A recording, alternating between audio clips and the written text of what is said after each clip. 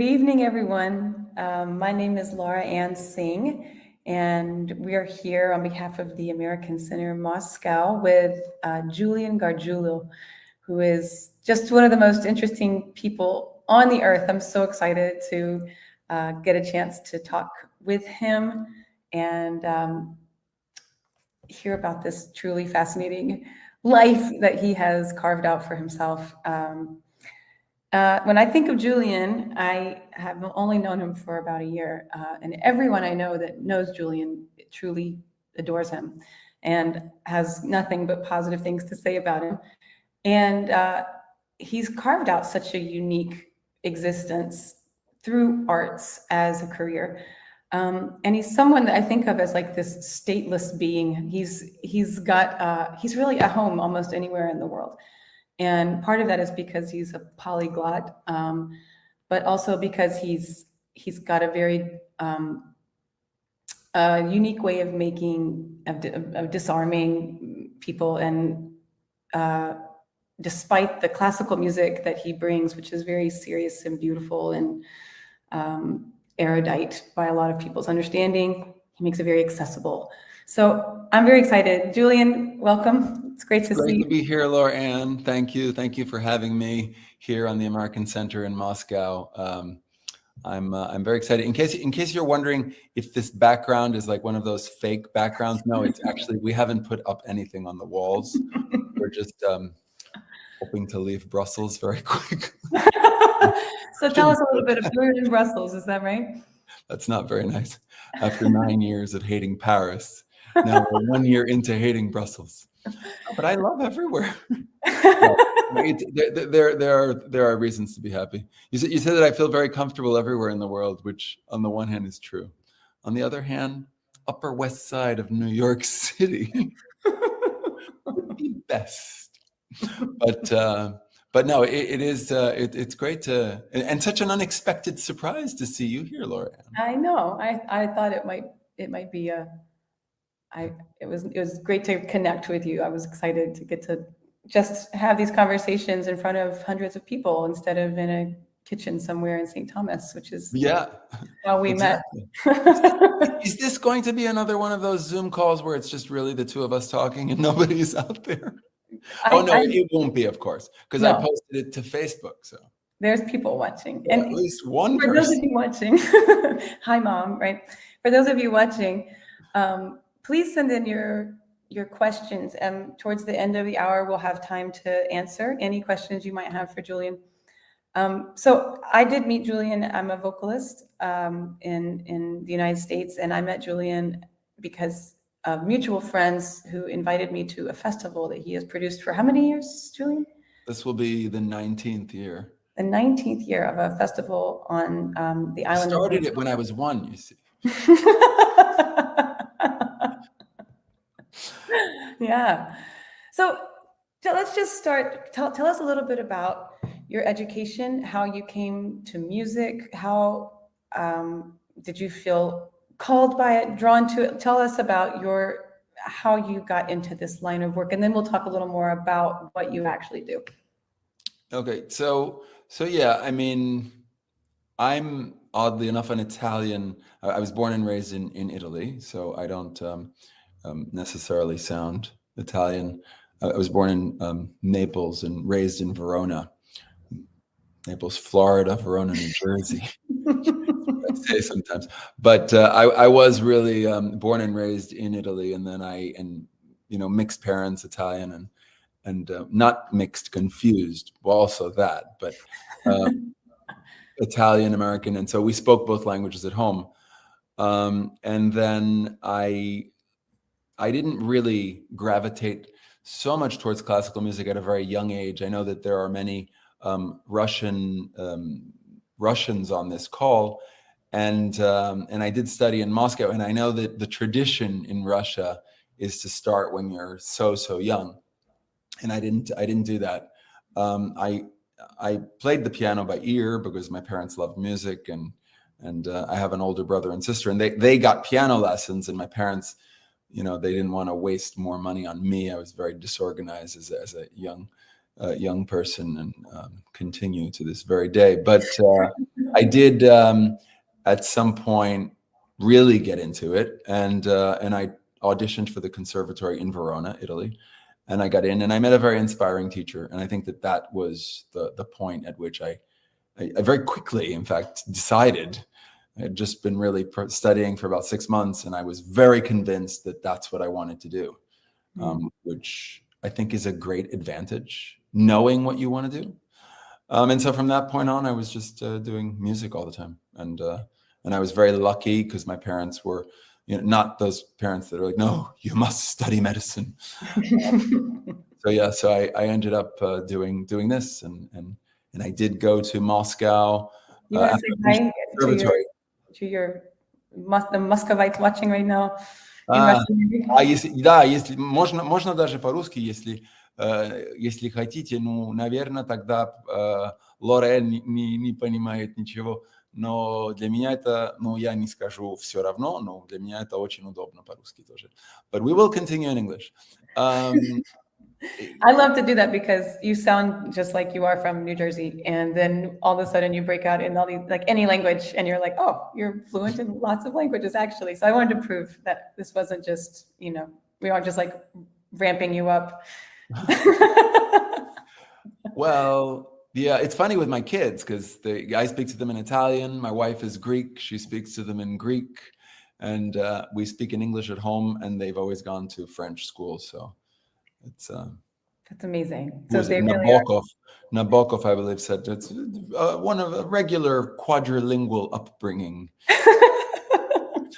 But so where were we? I went to Moscow at some point. Oh, after the Conservatory, which in Italy is like a 10-year program. It's a double manslaughter condition. What age? Got out of there. What's that? What age do you start Conservatory there? Well, I started late. In fact, that's why I was strongly discouraged from taking the exam. They were like, no, but you don't know how to read music. You can't do an audition at 13 to get into the Conservatory. And then I guess I was taken anyway. You usually start much sooner, and like let's say you would start at 8 and end at 18. Okay. Something like that. And after the Conservatory, which as most artists know, you study your art for many, many years, and you become very proficient and ready to, take on the world and become super famous, and then nobody ever calls you to do it. So they, at the Conservatory, I finished. They gave me a diploma. They said, congratulations, you will go far. Now, could you please move out of the way? So there's a really no direction. So then I ended up going to Moscow, and obviously the tradition in the Conservatory in Moscow is amazing, and that was my first experience away from home. So for me, I think it was twice as important as going to the Conservatory. The Moscow Conservatory could have been for anybody else.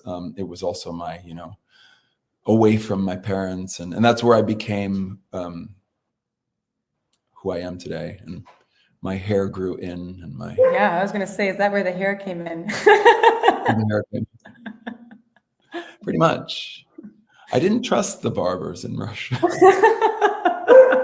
Had some trust issues. No, but the truth is I didn't cut my hair anymore, and it just grew kind of up. So I'm really fascinated by this.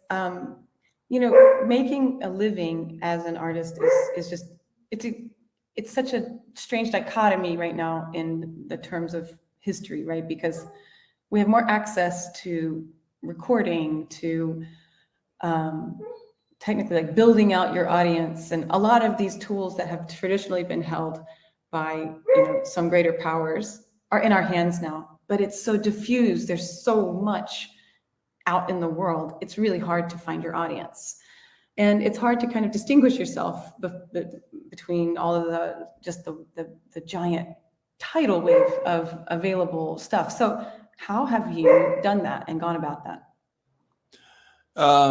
I think that, I mean, to say that I've done it is very generous of you. Thank you. I'm definitely in the process of you know, it's a constant, I guess, I won't say battle, but it's a constant wanting to do something. I think the people that really want something and continue wanting it over a very long period of time eventually get put in prison or something, or beaten. But it is a lot about perseverance. And it's interesting that you say that the tools available that used to be in the hands of very few, like, if you will, every single person with a cell phone has like their own TV channel at their hand. They could be broadcasting to millions every day. But at the end of the day, interestingly, I think that, was that the puppy? The puppy wanted out? I wanted to stop barking. I'm sorry about that. Oh, it's like no, COVID that's okay. times everywhere. Maybe he was contributing something. Maybe he was moved by your words, I think. He was moved. He was certainly moved by you into the adjoining room. You seem to have slightly frozen, but maybe it's me. We're still good. I'm going to continue talking as if everything is okay. And maybe if everything is not okay, somebody will let me know, or write it in the chat. Okay. So anyway, so it is true that these tools are available to everybody, but remarkably, I think that it's still, unfortunately, a very few people that make big decisions. So a lot of it is about meeting the right people and finding a way to the right people. I think you're back now, Laura Ann. Okay. After a brief hiatus. Sorry. It was just too much, this phone call. You couldn't take it. You need to do it at 13-minute increments. That's right. That's all I have. That's all I got. I'm out of here. I could hear everything you've been saying. Okay. Yeah. So, but you have been able to, for me, as an artist also, I think these niche markets, the places where we can find really our audience, the people that are interested in what we do, how have we been able to do that? Well, I think okay. So first of all, I was speaking in general terms. I would say I'm very lucky that I get to do what I trained to do in a way, and that's what I do professionally. That's what I do for a living. Now, I will say that I was trained in one way. I was trained at conservatory, very serious. Moscow, there's nothing more serious than that, and I got a master's degree then in the States and a doctorate in music, and so I was trained in essence to it's very difficult to make a career in performance, as everybody knows. So I was trained to become a professor, let's say, at a university, which I didn't want to do, but I got the doctorate anyway, just in case. In essence, what I do now isn't what I was necessarily trained for. I was trained to come out and give a serious classical music concert. And for the last, I don't know, maybe 15 years at least, my whole mission has been about making classical music more accessible, relevant, and fun. Hopefully to a younger audience, even though I usually end up playing for a hall full of octogenarians. But the hope is to bring everybody in. I don't care if you're young or old. So my point is that classical music can be a lot of fun. And I think because I've positioned myself in that way. So what happens at my concerts is that I come out and I'll play some Chopin, and then I'll talk, and the talking will be a little bit about Chopin. It could be about my hair. It could be about Chopin's hair. It could, it's not serious. Some of it is informative, but in essence, it's a bit like a cross between a classical concert and a comedy show. In a nutshell, it's not really. If you go expecting a comedy show, you will be severely disappointed. This guy's not funny at all. But if you go expecting a very serious experience, you're like, wow, this guy's so funny. It's totally unique because there's just no one that is doing what you're doing, basically, that I've ever encountered. And it, like I said at the beginning, it's opening the field of classical music for really anyone that's willing to engage and be thrilled by it and be delighted by what you're doing, because you're such an amazing performer. And you have made a living doing concerts, which is just so hard to do right now, but you do travel a lot. So you want to talk a little bit about that? Sure. Yeah. The travel is probably the least fun part of it, because in a way it's a lot of fun to travel, because you get to meet so many different people, and find out that at the end, people are very, very similar, no matter where you go. Everybody just wants to, feel good and heard and relevant and have a good time. But the actual travel part of it is not necessarily fun. And I do have a family. I have a wife and 2 wonderful children, and they're quite young. They're 10 and 5, and so you have a young one yourself. I have a 10-year-old. How old is she? She's 10. 10. Yeah, exactly. So you know that being away isn't great, and I know you do a fair amount of performing yourself, but it's part of it, and it's I can truly say that I'm very lucky to be called to different places. Next year I'm going to be going to Australia again, and I come to the States a number of times, to the Caribbean, and I do stuff in Asia. So it's really pretty much all over the place. Let me ask you a question. Yes. How did you find the courage to break with like that very buttoned up, serious, like this is the most important thing in the world, that which a lot of classical music carries this gravitas that feels unapproachable for people who didn't grow up with it or don't know how to analyze it. Sometimes there's a barrier. So how did you find the inner courage to like be who you are in the context of what you love and do so well?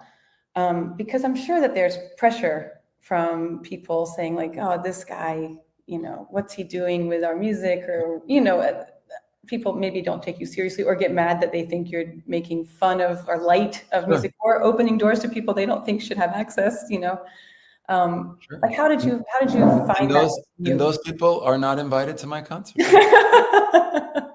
No. So I think that the turning point, I did a few concerts in the States where the presenters asked me to talk to the audience because they apparently thought it was very helpful. And when in the course of talking to the audiences, because I'm, as you may have noticed, those of you who are on this call, I'm not a very serious, or rather, I like to have fun. I like to make fun of myself and everything, and be a little silly. So I think that happened in the course of me explaining, I don't know, the Beethoven Tempest. I don't remember, but also a lot of it is extemporaneous. So, and so it felt great when they were laughing and they were engaged. And so it was, I guess, a little bit like a light bulb went off went on, went off. Light bulb went off, and that was it. A light bulb went on, and I was, I thought, oh, maybe this is something that could be done, and with some degree of success. But there was a turning point. I did a concert in Verona, in my hometown, and I guess I was reasonably well known in my hometown. Mm-hmm. So wherever you're already known, there's more pressure. And I was doing a concert in the Philharmonic Hall. So it's a very serious place. But I had already started doing these performances that were much more informal. And I remember speaking to my parents and saying, I'm going to just do my new performance style. And they tried to dissuade me because they said, the Veronesi, they're not going to understand it. They're not going to like it. Obviously, it was in Italian because, they're all Italian in Italy. So I decided that I'd do it anyway. And I bombed. And I never did it again. No. And so it went really well. And even though most of them were, older and not at all familiar with that concept, they thought it was very personal and personable, and they liked it. At the end of the day, if somebody comes out, I always come out and I play first because I'm a pianist, so that's what I do. And also, you need some credibility, like you have to show that you can play, and then the audience says, "Okay, he can play." And then I talk, and I'm a little bit less serious, and then I play again before they throw me off the stage. Really, what I want to do is just talk, but they won't let me come out and talk. That's why this is great. I can just talk here. I finally made it, Laura. So many years it took me. But yeah, so, and then from there on, I think that I am lucky because I have a lot of performances because of that. So, lots of concert series, of course, they're struggling, and they're trying to bring new audiences, and, this guy, he's doing something different. Yeah. And so it's easier for me than, say, somebody who's, coming and just playing Beethoven sonatas or something. Right. So, everybody plays Beethoven sonatas. So yeah, it's really interesting to me in the classical music world, which is not my world at all, but that you're all playing covers and trying to distinguish yourself. You're so true. Like, I wanted to say that, like, mine is, it's a cover band. It's like, what do you do? Yeah. Well, we do the Dead White German Men. That's the cover band. So speaking of this, you did a great thing during COVID when everything shut down for all of us, and we were all just spinning in our apartments and houses, trying to figure out how this next stage could look. And you started something called One Classical Minute. Not during COVID, or right before that you started that? That was during COVID. It was during. That's what I thought. So tell us a little bit, because it was in response. The concept. Some people created vaccines. I created One Classical, actually with my wife. Yeah. So she's listening in on the call. I've got to credit her. Yeah, she absolutely. No, we did co-create. Yeah, we were in Paris. We were locked down, and I like to say, and I really think this is true. You'll agree with me. There were really only two ways that people locked down. If you lock down without small children, or with small, yeah. So we had the small children, and it was, obviously tricky. And we thought that it would be a great time, because so many people were spending so much time online, to create these short videos. So the idea is high culture in low doses. It's each episode profiles a classical composer. Short. It's 1 minute, but it's like Chopin's minute waltz. It's around a minute. It's not exactly a minute. So and they're quick. The editing is fast. There are a lot of cultural references, which my wife usually is the one who finds, and she's the one who films it, and I'm the one in front of the camera. And yeah, they're just fast, funny, informative. I think they're a great way to get into class. Like, for instance, if you were to show a class of younger kids Chopin One Classical Minute or Beethoven One Classical Minute, it's short, funny, and has a lot of places where you could be like, enlightenment, and talk about enlightenment, or this time period, or what was going on in the world, or just this person, or this kind of music. So I think that they'd be a great tool for an educational tool. That being said, very few people have seen them. They are a rarity, let me tell you. If you want to see uncovered video. Well, there's a great example of kind of your style, how you approach this, and the production is great. I love them. I think they're funny. They move fast. But they are packed with information. And it's called One Classical Minute, and it's on YouTube. And it's under your Pianist with the Hair kind of. Well, actually, we splurged and we got the domain name oneclassicalminute.com.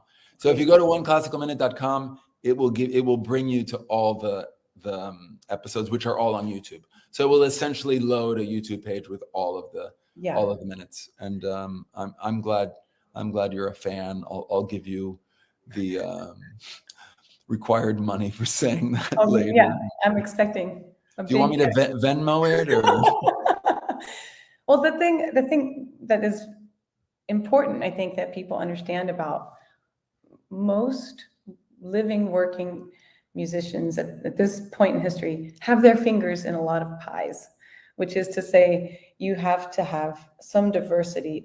It's very hard to make a living just doing performance or just recording or just composing or just one classical minuting. So it's important to have lots of varied, basically streams of revenue, options, ways to make money, ways to kind of promote yourself.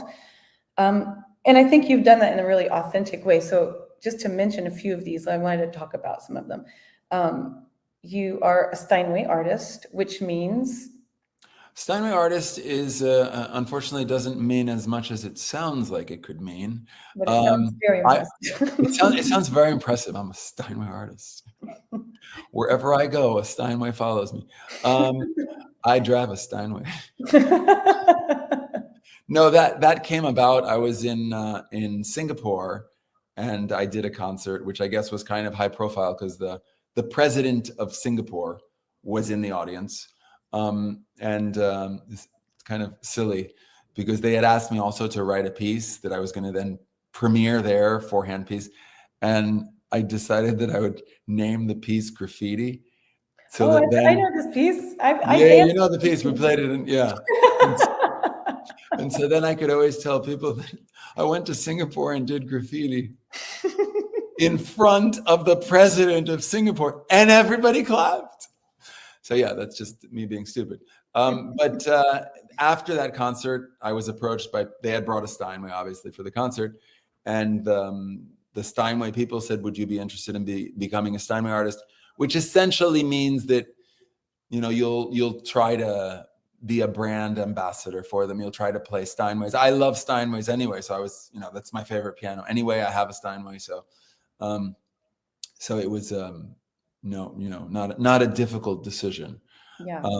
But you were saying something. You were saying, the stream. There's lots of different ways that you can basically use your skill set in a way that's very authentic without kind of like stepping back from music. And so, like I said, you're a performer.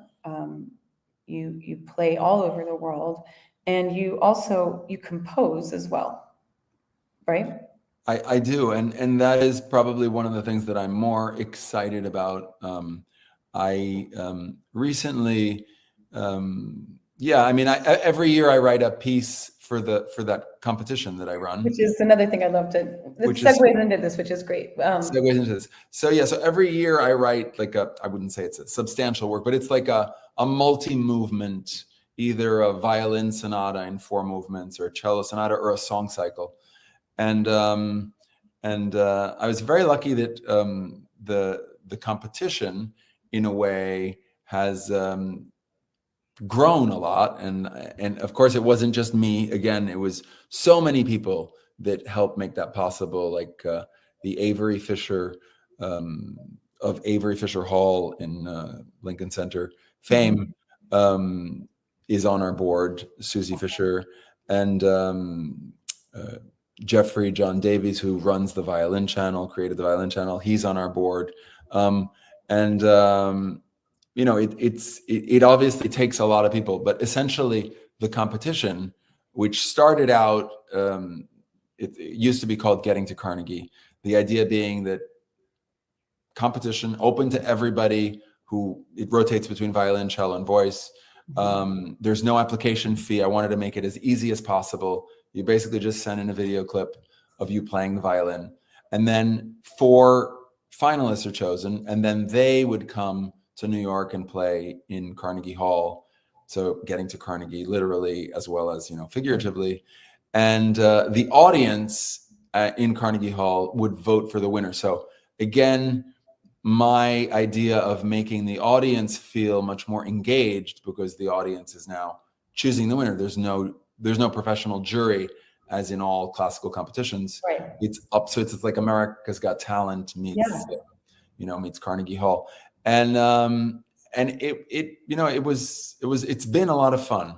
After COVID, we changed the name to the World's Biggest Stage, just to kind of a reference to the fact that it did move online. And so, it still happens somewhere, but not necessarily at Carnegie Hall. This year it's happening at Merkin Hall, for instance, in New York. Okay. Still in New York, but and now it has changed because it has gone online. We didn't want the person with the biggest online following to just win simply that way. So there is a jury, but I didn't sell out completely, because the jury is made up of all previous winners of the competition. So 50% is the jury, and 50% is the audience, either live in the concert hall or online. And so it's still, we saw it grow exponentially when things moved online, just because people can now tune in from anywhere in the world. So just to reiterate and maybe clarify, for those that don't know, Julian runs an annual competition that rotates between violin, piano, and voice. Is that what it is? Or no, it's violin, cello, and voice. Violin, cello, and voice. I need to be the only pianist. Oh yes, that's important. That's great. Very important. Job security. So he's developed this. It's a festival essentially every year. That is a competition, and so, like he said, he receives entries, but you write the music for this, right? So the final round at Carnegie Hall, the players play a piece that I write specifically for the competition.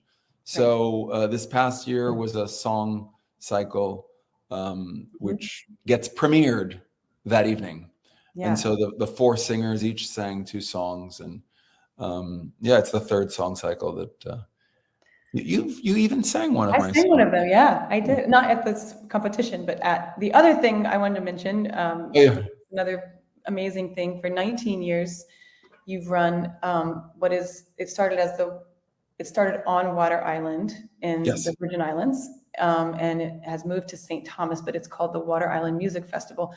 And again, you run this, you invite artists from really all over, and mainly just my friends.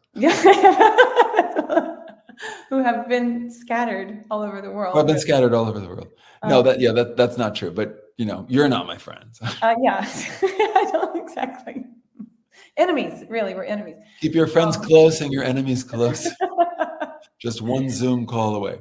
No, it was great. When you came, and you're coming again this year, you've just confirmed. Yes. And so it happens over 2 nights, and it's I guess it's a classical, but also jazz, bossa nova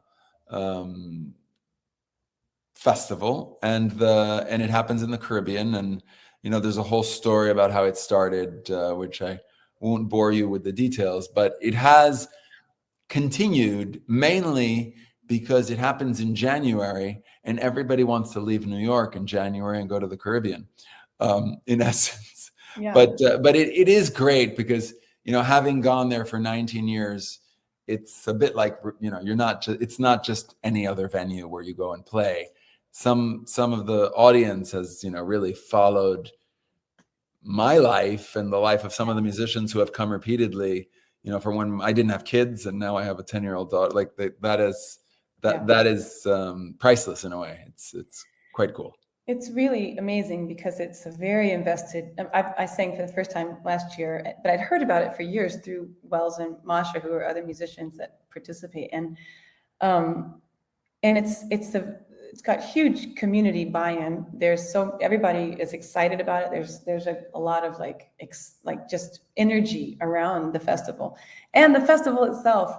There's people that are deep classical music aficionados that are there that are so excited, but that's not all that's happening. And for example, we did your graffiti piece last year, which is wild and so fun and so exciting. And there's just a lot of variety that I found it amazing that you were able to incorporate that into a class, like what would typically be kind of considered a classical music festival. And so yeah, it's totally. There's definitely a component of insanity to the festival. Yes. Now that festival was really, I definitely cannot take all the credit. At least more than half of that credit goes to someone called Alex Randall, who you didn't meet, but he was he's an incredible person. I can't speak highly enough of, and he just like is this creative genius. And so we would just go at this thing together, and so much would happen kind of last minute, as you know, from being there just last year. The program is kind of, created based on the people that are there. And it's really just a lot of fun. And I think that feeling of fun that we're having on stage, it's very much transmitted to the people in the audience. And so it's quite unique. It's definitely not, I've done a lot of festivals myself, and it's very different. I would say. Not in a good way. No. So I know that you've recorded and you are recording for different projects right now. So is there anything specific about that you'd like to speak to? How those kind of opportunities came about? How you decide what to take on and what fits your profile? Because I think this idea as an artist, for anyone out there as an artist thinking like, how in the world do I make my way? And part of it is really finding like what it is you do that differentiates you from the masses, or just really how do you lean into like your own personality in this context? And you're someone that's done that so seamlessly and in a way that seems very integrated with who you are. So that's one thing I'm fascinated by, as you kind of, because we know that, and life as an artist is really very like serpentine. You never really, there's no direct course. There's no direct course. But you still just have to kind of walk it out and figure it out. I mean, you feel like you're always going straight, but then if you look back, it's like you've gone. Yeah. You were always going straight. So as far as recording, what are some of the projects that you've done, or that how have those come into your life? How have those? So one of the winners of the competition, a young lady by the name of Maria Dueñas, she won the competition the last time it was for violin. So that's almost 3 years ago. Mm-hmm. Because this year it's again for violin. So, but she was she's a spectacular performer. She was only 18 at the time, and she won with this piece that I think it has a particular meaning for me, because it's called From the Window, and it was written during COVID, and we were all experiencing life from our windows because we were locked in a bit. So we recorded that piece together, and we just did another recording project together in Vienna. And I can't tell you too much, but it's going to be announced soon. So I'm very, very excited about my work with Maria Dueñas, for sure. And that's like a double whammy, because that is your piece that you're recording, which that's like a dream. Exactly. Yeah. So that's great. And I think that if you are a composer, you really feel very strongly about, these pieces that you're like, almost like little kids that they're your children that you love. And now I can tell you, having my own, that you love them much more than your children. Because those you hate. No. But yeah, they're like, yeah, they don't cry. But no, Yeah. so you would like to see these things that you've created go places, and it is very satisfying. Yeah. That can happen for sure. So I was going to ask just briefly about your wife, because she is like a partner in all of this, it seems like. And I think that people who because she's an amazing professional herself, as I understand it, she's a translator. No, not a translator. She's an interpreter, right? Like She's a an interpreter. simultaneous interpreter. Yes. And so she's incredibly accomplished in her own right. And yet she's done a lot to support what you're doing, as well as like being and being very invested in like the kind of the creative aspect of what you do, which is a lot like these videos and just kind of supporting your brand and all, I mean, as it stands. So you talk a little bit about that. Yeah. Well, at the end of the day, a marriage, I think, is definitely like a partnership, and I think that Electra and I are very similar in a way. We're both very extroverted and very creative, I guess, and excited, and we love to communicate and we love to make people happy, I think is at the essence.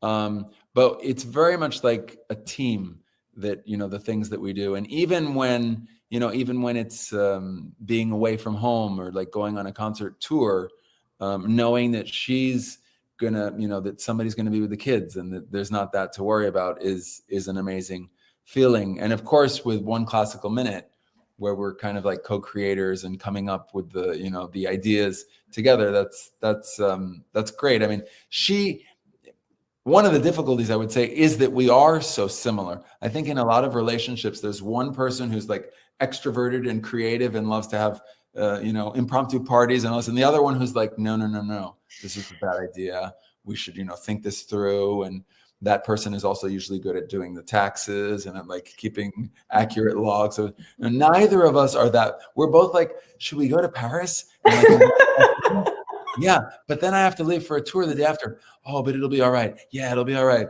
So yeah, so we're both like crazy. So in that sense, it's great and tricky. Well, I have a question here I'd love to ask you from our listeners right now. What made you decide to study at the Moscow Conservatory? Did you have an existing interest in Russian culture and music that helped lead you to this decision? And I would add, did you have to learn Russian there, or how did you talk a little bit more about your experience there? So I would say I definitely had many reasons that I would have wanted to study in Moscow. My father is a linguist. He studied Slavic languages, so he studied Russian in the university in Naples, Italy. And so I think that because of him, also in our family, there's a love of just like Russian literature and music. Then when I started studying music, I naturally gravitated towards the Russian school, like Rachmaninoff and Scriabin, and I just loved playing that stuff. And the chance to study at the Moscow Conservatory was, in a way, like a dream for me. I did not speak any Russian when I went. I only knew the word karandash, which means pencil. But part of the training there, I went for something called the summer school, and it's a 3-week program. And then at the end of that, you could audition to get into the conservatory, or decide that it wasn't for you, and you would get to study with different teachers there. And then when I did audition and I got in, part of the program was teaching you Russian, because everybody spoke in Russian. The teachers spoke in Russian. It was all Russian. And so I did have a lot of Russian language class as part of that, especially the first like 4 or 5 months. And then, my roommate was from Brazil, and he didn't speak Italian or English. And he was a little bit more advanced in Russian than I was. So we would go to Russian class together, and then we would just speak in Russian. That was not so great, but it was like constant training in Russian. And then everybody was Russian. And so, yeah, it was just like, it was great. Yeah. No. So how many languages do you speak? Like, so I grew up speaking English and Italian, and then I went to Moscow and I learned Russian. Then we lived in France for many years, and my wife is Greek. So she always spoke with the kids in Greek, which didn't necessarily help me very much. But her mom, who stayed with us and helped a lot with the kids also, I learned a lot from her mom, Kiki. And so my Greek is a 4-year-old Greek, but sometimes it sounds very Greek, but it's don't ask me to speak philosophy. Okay, here's another question we have. Can you share a particularly challenging moment or setback you faced? And this is a super great question, because we get on these panels or interviews and we talk about really the things that have worked. And then you never really hear about the things that didn't work, or the disappointment or the discouragement we had to face. And so you, as like a younger artist, you might think, oh, well, maybe they never had to face this. I think it's a really great thing to talk about. How have you overcome like setbacks or challenges, and what have you maybe learned from that you took forward? Well, one setback was when I found out that you were going to be the moderator today. You tried desperately to get out of this. It was a blow. So a particularly challenging, I mean, there are so many. It's constant. Honestly, it's a constant battle, I would say.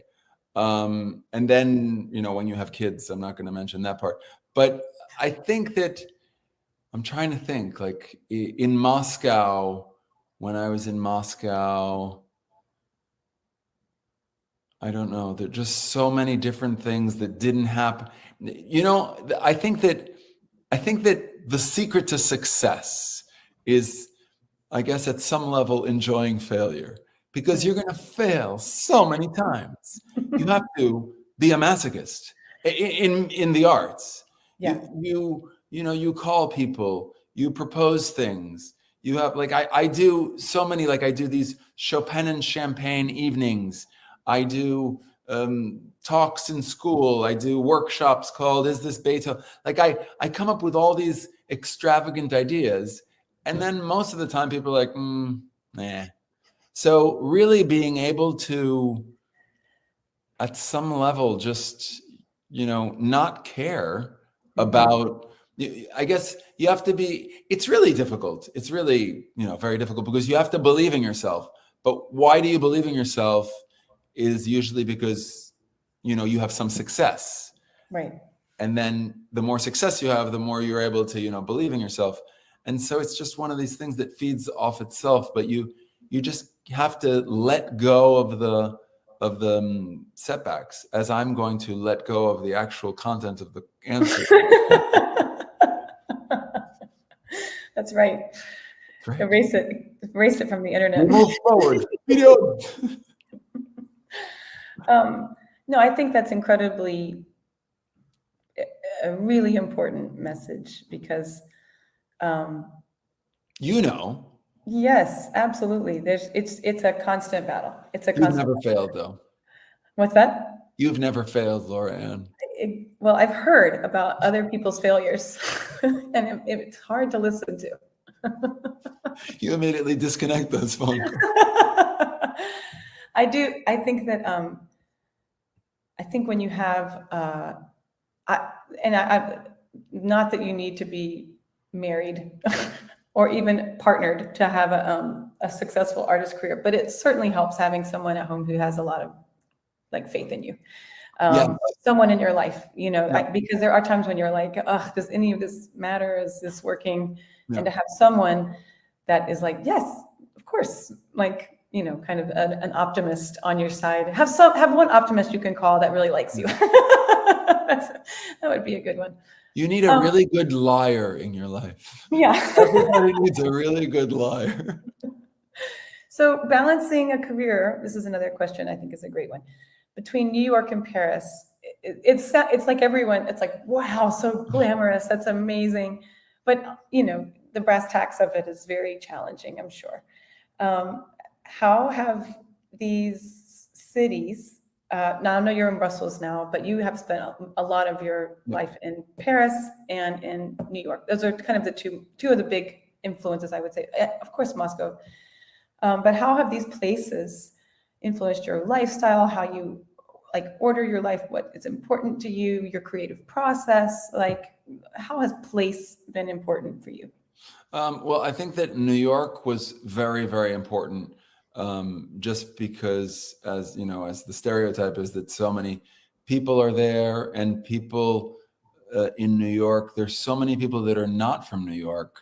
And when you're not from a place, you want to meet people. And so people are very open to meeting other people. Mm-hmm. Like in Verona, for instance, where I was, grew up, people had lived there for, I'm not going to say thousands of years, but, their families, their fathers, their grandparents, they're all there. And so they were very interested in looking at other people, but they're very closed to actually, meeting people and doing spontaneous things. Whereas in New York, it's a city of all foreigners, essentially. So everybody is, everybody's a foreigner. Everybody wants to meet other people, and the connections.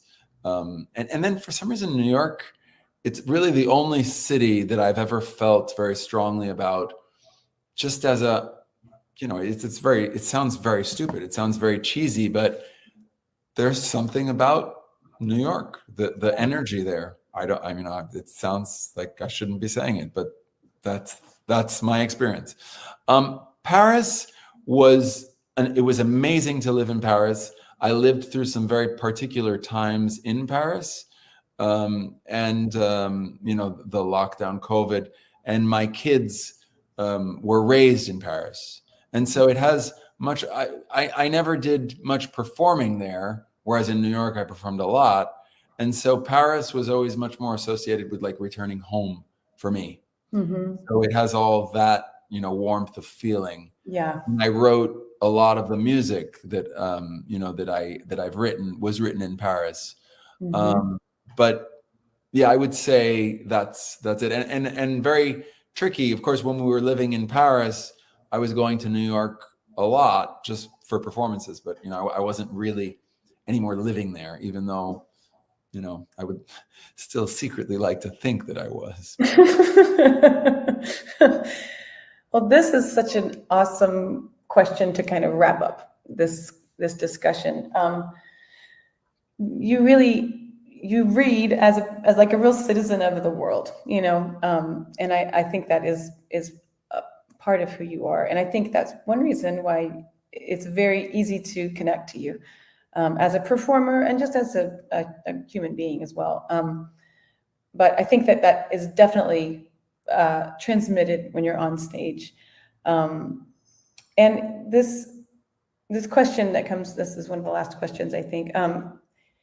In your experience, what role does music play in fostering cultural understanding and connecting people from different backgrounds, especially as you've traveled internationally?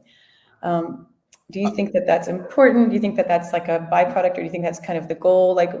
What has been your experience of that? I mean, I touched on it before. I think that for me, having played in so many different places for so many different audiences, I did, and the audiences react differently for sure. Especially at a concert where you're not just going and playing, Schumann.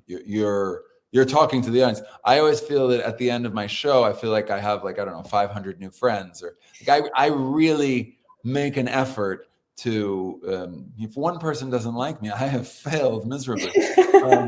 But so I feel that in a way, there is a big similarity. I think that music is a massive way of communicating, because it's not tied to one language. It just goes above all of that, and then I start speaking, and then I get tied to one language. But I do my show in a variety of different languages, even though it seems that most people tend to speak English. So yeah, so for me, it's been an amazing way to share something with people all over the world, to share who I am and my take on music, and why classical music is something that everybody can enjoy and have fun with at the end of the day. And don't forget to subscribe to seriously, don't. No, I would love it if I don't know who is out there listening, because when you do these talks, very often, you have no idea. But if you are out there, do check out One Classical Minute, because I think that they're different and funny and fun. They're in English, which I think is great for a lot of the people listening today who you're interested in maybe just practicing English, and they're fun and they're funny and they move quick, and it's great practice even at that level. Oh, I hadn't thought of it that way. Yeah, just like for English course. Yeah, but plus English plus. English plus. You get great content in addition. It's not boring at all.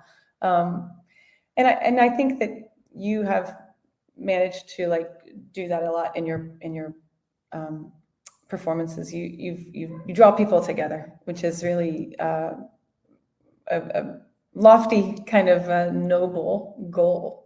Yeah, and I wouldn't be here today. I remember we had this conversation in Water Island after one of the concerts, where I was talking about how, as musicians, it's such a difficult career, and I have some connections and you have some connections and everybody has different connections, and that's an incredible wealth, and that we should share those connections. And I'm here in a way because we had that conversation, and I remember you said, I thought of somebody who would be a great person, because you speak Russian and you have all this Russian history, basically. And that's why I'm here speaking today. So it's I think that's very important at all levels, just like sharing what we have, the gifts that we have, and hate to end on such a cheesy note, but quick, say something cynical. Yeah. You would all burn. No, I think it's really important, because it's true. It's something that it transcends culture. It transcends the experience of seeing live music. The competitions that you've done, they're all centered around. It's not just about making a living. It's something deeper than that too. So I think it's a really important and beautiful way that you've used all the gifts that you have. So, Julian, it's great to see you and talk to you. And I'm looking forward to seeing you in a few months again in St. Thomas.